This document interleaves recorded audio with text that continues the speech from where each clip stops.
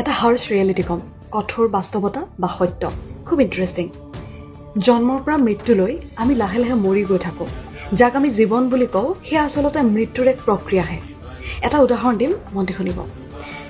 আমি যাক আত্মা, প্ৰাণ বা চ'ল বুলি কওঁ, সেয়া আচলতে এটা এনাৰ্জিহে। ধৰা হ'ল এটা অন্ধকাৰ দ কোৱা, তাৰ তলত কিছু পানী আছে। সেই পানীখিনি হৈছে এনাৰ্জি অৰ্থাৎ আমাৰ আত্মা। আৰু তাত ডুবি আছে এটা কলহ, য'ত অসংখ্য ছিদ্ৰ আছে, বিন্ধা ফুটা।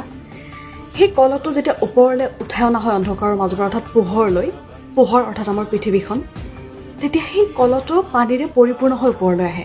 আৰু যেতিয়া ওপৰলৈ উঠাই অনা হয়, তাত থকা ছিদ্ৰবোৰৰ কাৰণে সেই পানী লাহে লাহে কলহটোৰ পৰা বাগৰে। আৰু এসময়ত সেই পানী বাগৰি শেষ হৈ যায়। শেষত ৰৈ গৈ খালী কলহটো, অৰ্থাৎ প্ৰাণহীন আমাৰ দেহটো। That's life. জন্মৰ প্ৰথম দিন অৰ্থাৎ মৃত্যুৰ প্ৰথম দিন, এদিন, দুদিন, তিনিদিন আমি মৰি গৈ থাকোঁ। যাক আমি জন্মদিন বুলি কওঁ, ভালকৈ ভাবিলে আচলতে সেয়া মৃত্যুদিনহে। আমি এদিন মৰিলোঁ, দুদিন মৰিলোঁ, 20 বছৰ মৰিলোঁ, 50 বছৰ মৰিলোঁ, 50 বছৰ মৰিলোঁ। অৰ্থাৎ মৃত্যু কাষ চাপি আহি আছে, জীৱন দূৰলৈ গৈ আছে। আমি মৃত্যুৰ কাষলৈহে গৈ আছোঁ, জীৱনৰ কাষলৈ নহয়। জীৱন মানে হৈছে মোহ আৰু মায়া, আৰু সেই মোহ আৰু মায়াৰ বাবেই আমি জীৱনৰ এই ওলোটা গণিতটো কৰি থাকোঁ।